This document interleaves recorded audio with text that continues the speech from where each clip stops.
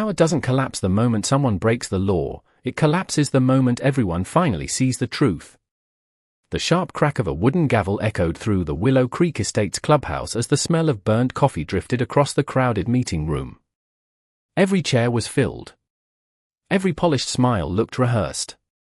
At the front of the room stood Margaret Holloway, the HOA president who had ruled our neighborhood for nearly 8 years as if the bylaws had been written exclusively for her. A gold master key hung from a polished chain around her neck, catching the fluorescent lights every time she turned her head. She wore it like a crown instead of a tool, and nobody questioned why.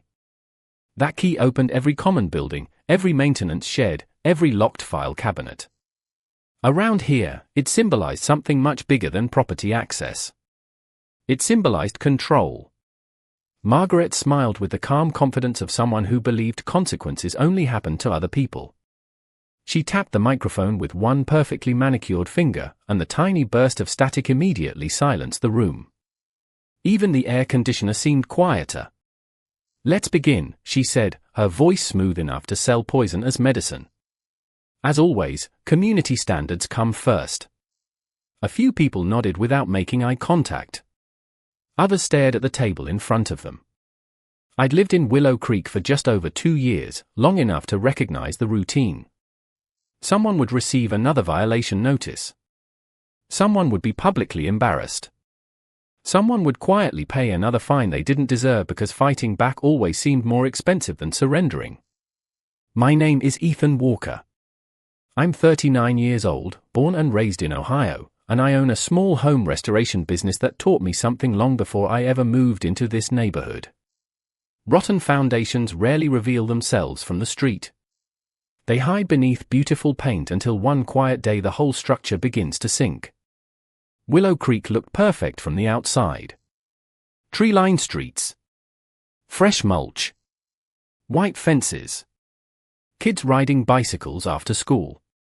It was exactly the kind of place my late father used to call the American dream. But dreams can hide expensive secrets. Margaret lifted a thick binder and announced another round of compliance violations with the satisfaction of someone reading lottery numbers she already knew would benefit her. A retired firefighter was fined because his flagpole measured 2 inches taller than approved guidelines. An elderly widow received another warning because her flower bed supposedly disrupted neighborhood uniformity. A young couple was threatened with legal action over a storage trailer that had been parked for less than 24 hours while they renovated their kitchen. Nobody argued. Nobody interrupted. Fear had become another monthly utility bill. Then Margaret looked directly at me. Her smile widened just enough for everyone to notice. "Mr. Walker," she said. "We'll be discussing your continued refusal to cooperate shortly." A few neighbors glanced in my direction before quickly looking away again. They already believed they knew how this meeting would end. Margaret believed it too. She rested one hand on the gold key around her neck and leaned toward the microphone.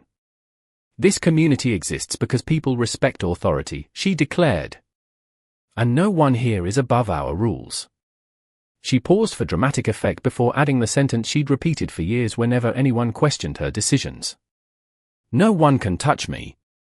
The room fell completely silent.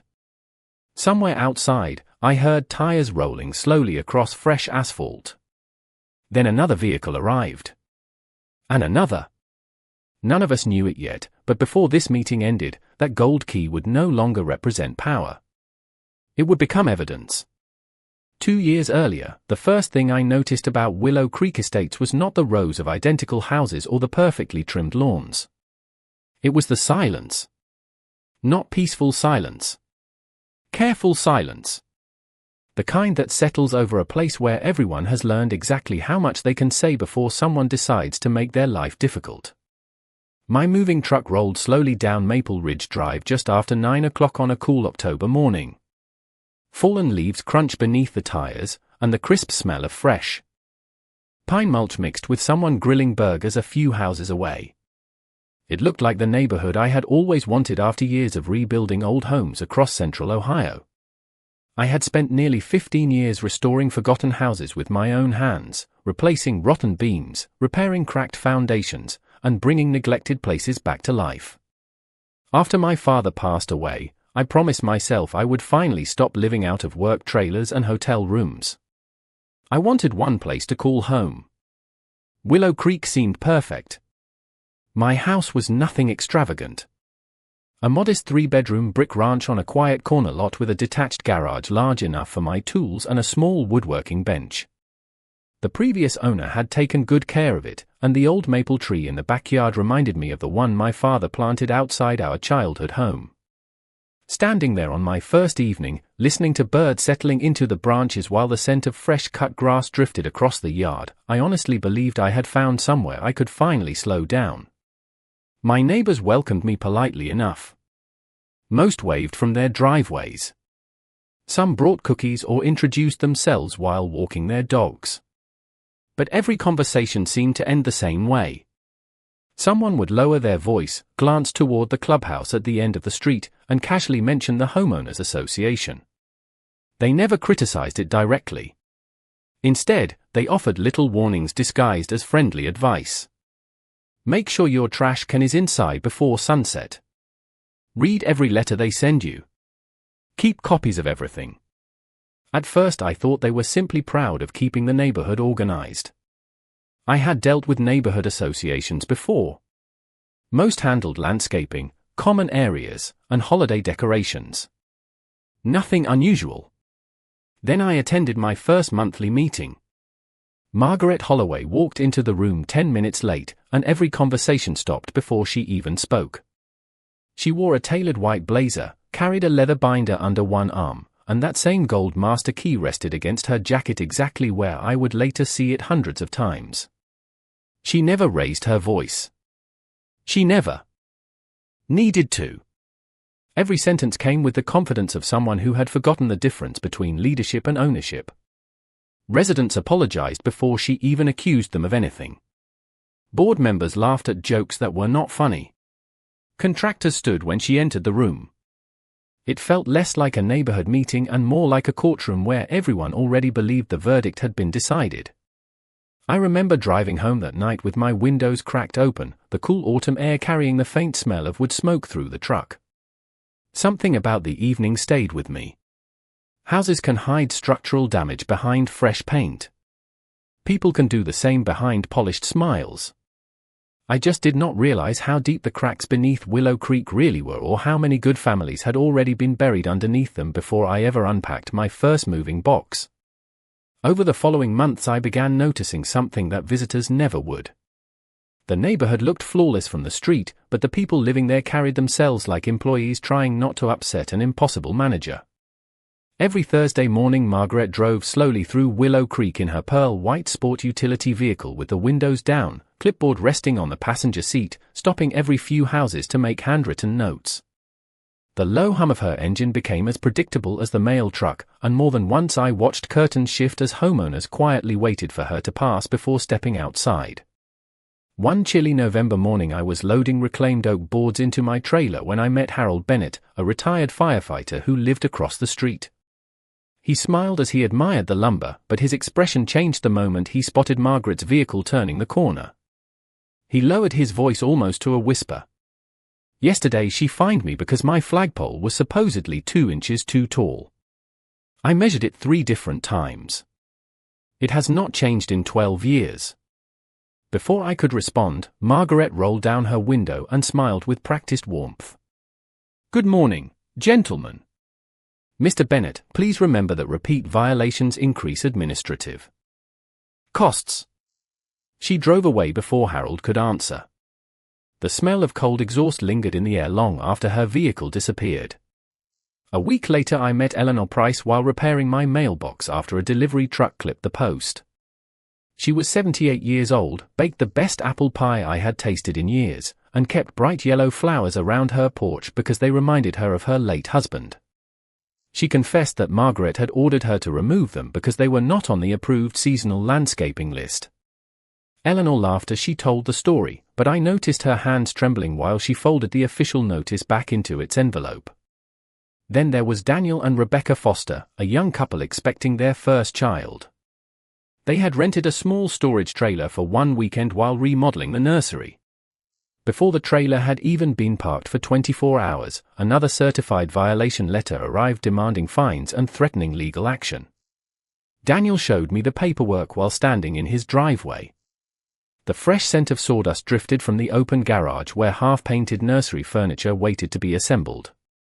He shook his head and quietly admitted that hiring an attorney would cost more than simply paying the penalty. That sentence stayed with me. It was exactly how systems like this survived. They did not have to be right. They only had to make fighting back too expensive. I started keeping every letter that appeared in my mailbox, even the routine newsletters. Years of restoring old homes had taught me that patterns matter. One crooked floorboard usually means another hidden underneath. One cracked beam rarely breaks alone. Every violation notice carried the same formal language, the same polished signature, and the same subtle reminder that failure to comply could result in additional action. Everything looked perfectly legal on the surface. Yet every conversation I had with my neighbors ended with the same uneasy glance toward the clubhouse. By Christmas I realized Willow Creek was not being managed by trust. It was being managed by fear wrapped neatly inside official envelopes, and Margaret Holloway had become so comfortable with that fear she no longer bothered to hide it. The first official letter with my name on it arrived on a Tuesday afternoon tucked neatly between a power bill and a flyer for a local roofing company. The paper felt unusually heavy in my hands, the kind of expensive stationery meant to make every sentence sound unquestionable. I opened it while standing in my driveway, the smell of fresh cedar from a fence repair project still clinging to my work gloves. According to the notice, my detached garage violated community appearance standards because the replacement roof shingles I had installed after a spring storm were supposedly the wrong shade of grey. I read the letter twice before looking back at the garage. The shingles matched the original manufacturer specifications exactly. I knew because I had ordered them myself using the original construction records. The violation made no sense. I called the management office the next morning expecting a simple misunderstanding. Instead, I was told the decision had already been approved by the board and could only be appealed during the following monthly meeting. When that meeting finally arrived, Margaret listened with a pleasant smile while I explained the documentation I had brought with me. Manufacturer invoices. Product specifications. Photographs taken before and after the repair. She barely glanced at any of it before sliding the folder back across the table. Community standards require consistency, Mr. Walker. Your appeal is denied. Her voice never changed. Calm. Polite. Final. The wooden gavel tapped once, and the discussion was over before it had truly begun. Within 2 weeks another notice appeared. This time it claimed my work trailer had been parked overnight in violation of association rules. The problem was simple. I had been working on a restoration project nearly 80 miles away, and the trailer had never entered the neighborhood that week. I checked the security camera mounted above my garage. Every recording confirmed exactly what I already knew. The driveway had been empty. I submitted copies of the footage with a written response. 3 days later another envelope arrived stating that the violation would remain because the board had already completed its inspection.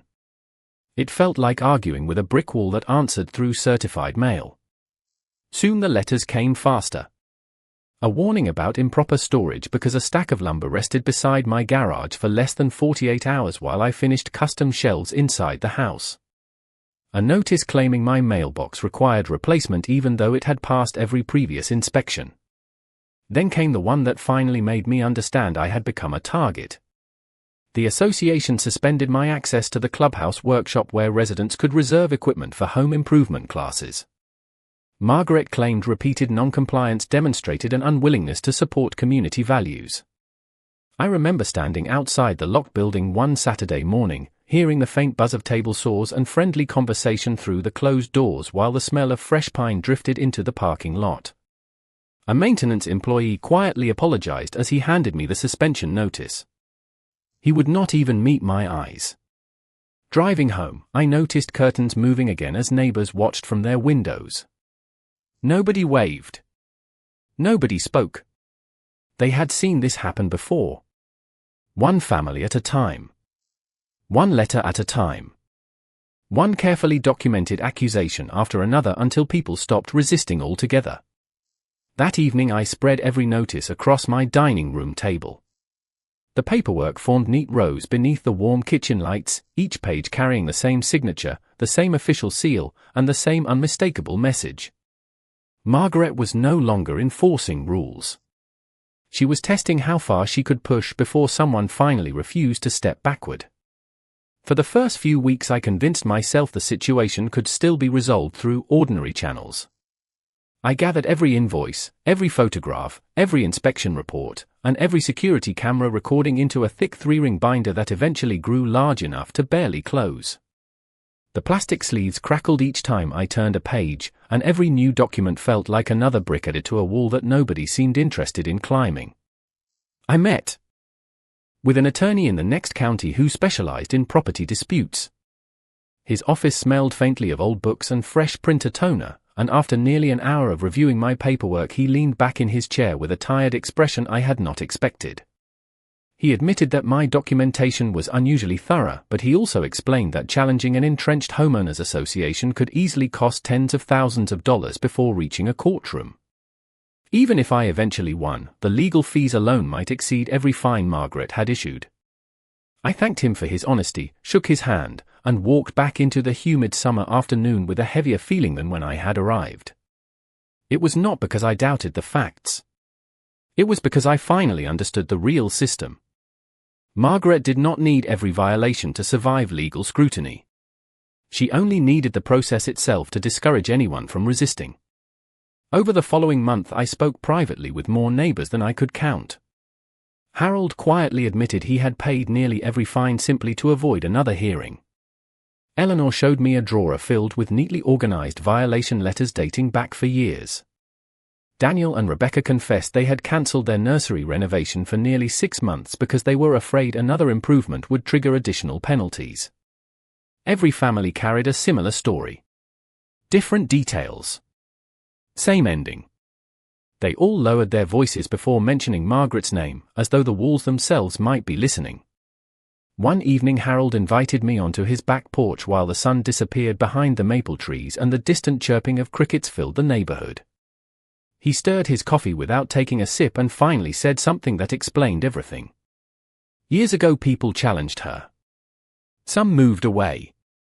Some settled. The rest learned to stay quiet. His words stayed with me long after I returned home. That night I spread my binder across the dining room table again. The smell of fresh coffee mixed with the faint scent of sawdust drifting from my workshop, and I slowly reread every page from beginning to end. Something started bothering me. The violations looked almost too polished. Every timeline favored the association. Every decision seemed unanimous. Every appeal followed exactly the same script. Years of restoring old houses had taught me to trust small inconsistencies. When old floorboards creak in only one corner of a room, the problem is usually somewhere deeper beneath the surface. The paperwork in front of me felt exactly like that. It was not the fines themselves that caught my attention anymore. It was the remarkable consistency behind them. People make mistakes. Systems rarely operate without imperfections. Yet somehow Margaret's records appeared almost unnaturally perfect. Instead of feeling defeated, I felt something entirely different for the first time in months. Curiosity replaced frustration. If every document looked this clean, then perhaps someone had spent years making certain nobody ever looked closely enough to notice what had been carefully hidden underneath. The answer did not come from some dramatic confession or forgotten box hidden in an attic. It came from numbers. Numbers have a way of telling the truth long after people stop doing it themselves. One rainy Thursday afternoon I stopped by the county records office to verify a permit for one of my renovation projects. While waiting for the clerk to retrieve a file, I wandered through several publicly available property records connected to Willow Creek Estates. The quiet hum of fluorescent lights filled the room as rain tapped steadily against the windows. That was when I noticed something strange. Several improvement projects listed in the official county database carried different approval dates than the projects described in our homeowners association meeting minutes. At first I assumed it was nothing more than a clerical error. Then I checked another record. And another. The pattern repeated itself. Curious, I filed requests for additional public documents that anyone could legally obtain. Over the next several weeks my dining room slowly disappeared beneath carefully organized stacks of paper. Meeting agendas. Annual budgets. Vendor invoices. Landscaping contracts. Maintenance. Authorizations. Election records. Every evening I compared dates with a yellow legal pad beside me while the smell of fresh coffee drifted across the kitchen. Sometimes I worked until after midnight with nothing but the ticking wall clock keeping me company. The more pages I compared, the more impossible the numbers became. Contractors were supposedly paid before board approval had even occurred. Maintenance projects appeared twice under different descriptions but carried identical invoice amounts. Election minutes listed unanimous votes from board members who, according to attendance records, had not even been present that evening. None of these discoveries proved criminal conduct by themselves. Mistakes happen in every organization. But dozens of identical mistakes pointing in the same direction stopped looking accidental. Then another detail caught my attention. Every question document carried Margaret Holloway's final authorization signature. Every single one. I remember the gold master key resting against her jacket during every meeting. Back then I thought it represented confidence. Now it felt more like ownership over records nobody expected residents to examine closely. Harold quietly helped by sharing old newsletters he had saved for nearly a decade. Eleanor handed me carefully labeled envelopes containing notices she had never thrown away. Daniel found archived electronic newsletters stored on an old laptop that no longer matched printed meeting summaries.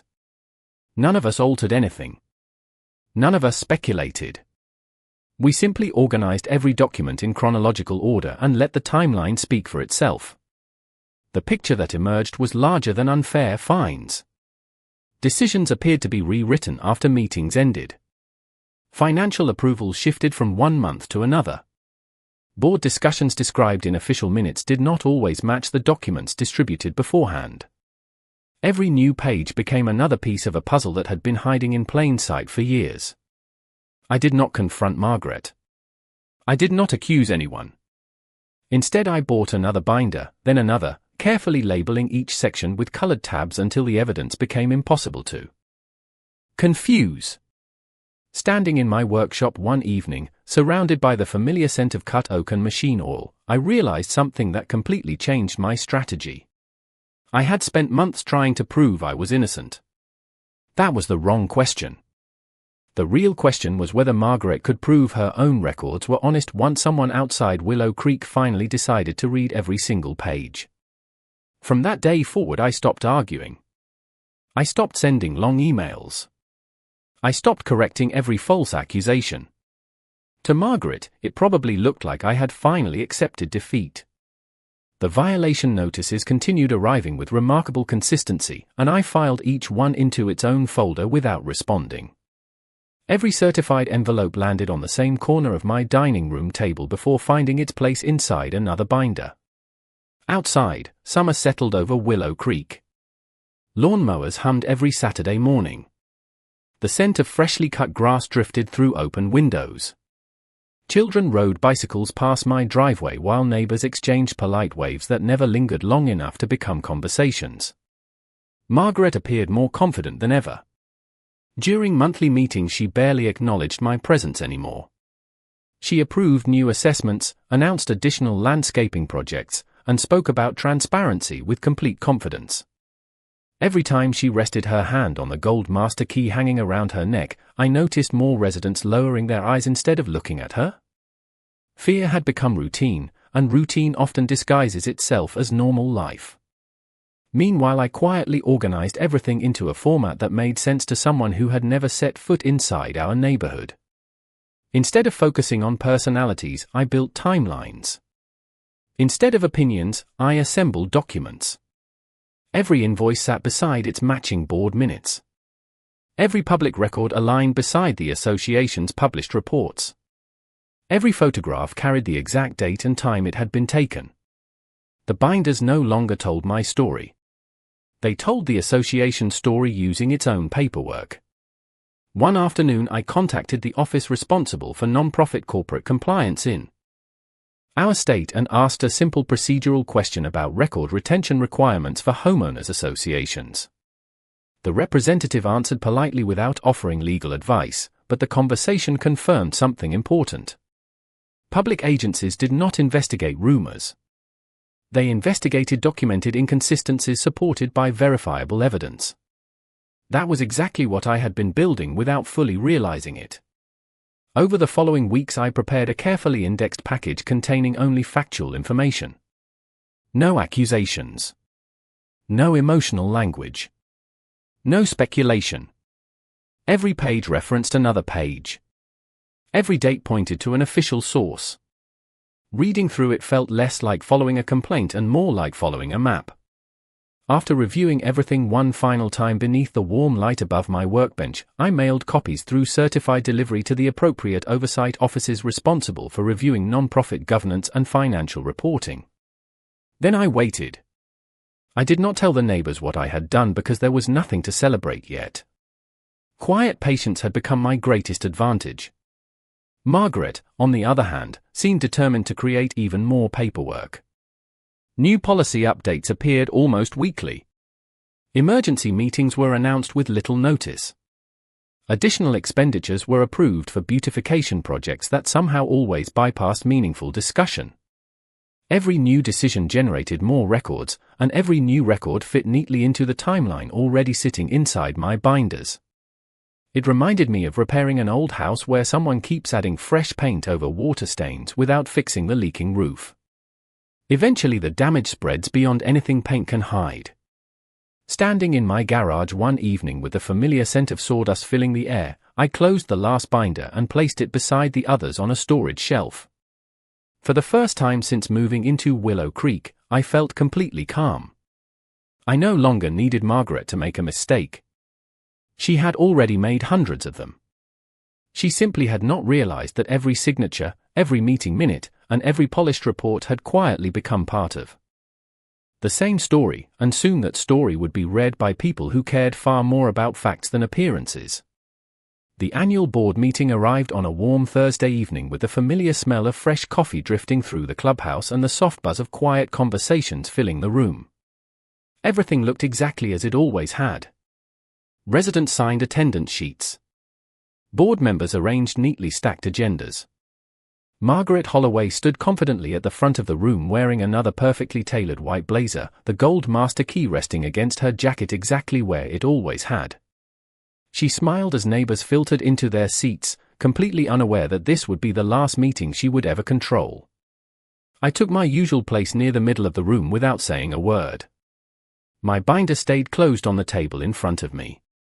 There was nothing left for me to argue because my part of the story had already been submitted weeks earlier.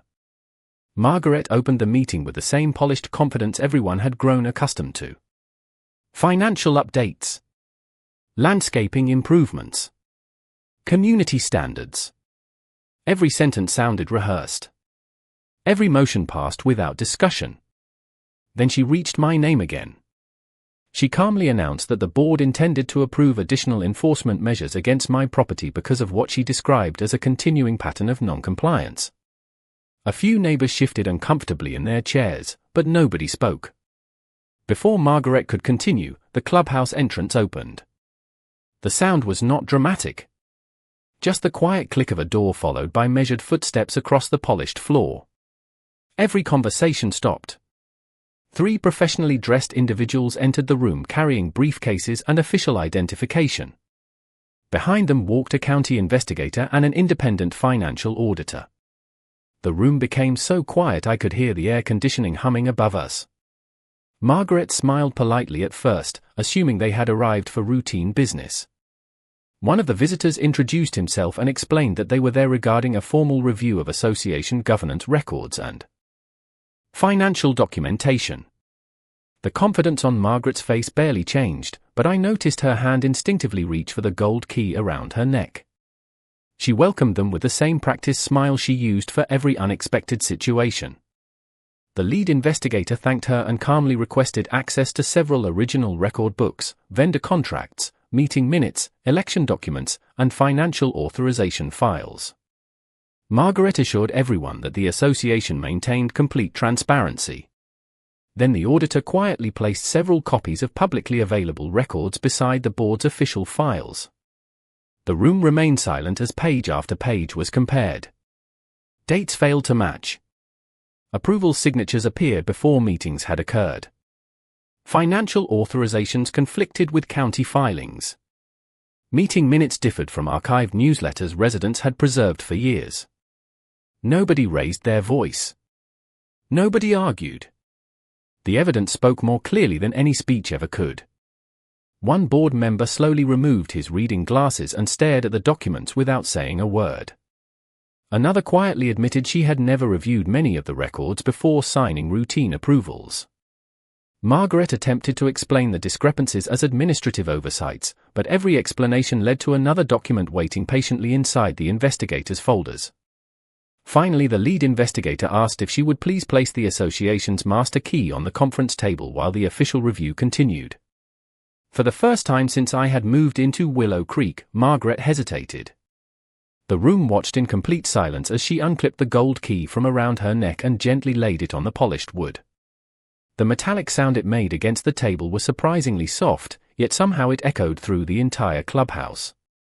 In that quiet moment I realized the symbol she had carried for years no longer represented authority. It represented accountability, and the truth had finally entered the room without needing to raise its voice. 6 weeks later, Willow Creek looked almost exactly the same, yet somehow it felt like an entirely different place. The lawns were still neatly trimmed. The maple trees still cast long afternoon shadows across the sidewalks. Children still chased basketballs down quiet streets while neighbors walked their dogs after dinner. But the silence had changed. It was no longer the silence of fear. It was the peaceful kind I thought I had discovered on the day I first moved here. The official review continued well beyond that meeting, and I never tried to follow every detail. That was no longer my responsibility. Independent auditors completed their work. State officials requested additional records. Temporary board members were appointed to keep routine neighborhood operations moving while governance procedures were reviewed and updated. Several long-time policies were rewritten to require greater financial transparency, open record access, and independent oversight for future elections. Residents who had quietly accepted years of unexplained fines began receiving formal notices explaining that certain enforcement actions would be reconsidered under the new review process. Harold smiled more than I had ever seen him smile before. Eleanor planted her bright yellow flowers again without worrying whether another envelope would appear in her mailbox. Daniel and Rebecca finally finished the nursery they had postponed for so long, and one cool September evening I watched them carry their baby onto the front porch as neighbors gathered to congratulate them. For the first time since I had arrived, conversations happened in driveways without people constantly glancing toward the clubhouse. One Saturday morning I unlocked my garage and rolled open the old wooden door. The familiar scent of fresh cut oak, machine oil, and sawdust filled the cool autumn air as sunlight stretched across my workbench. My binders still occupied the same shelf where I had placed them months earlier.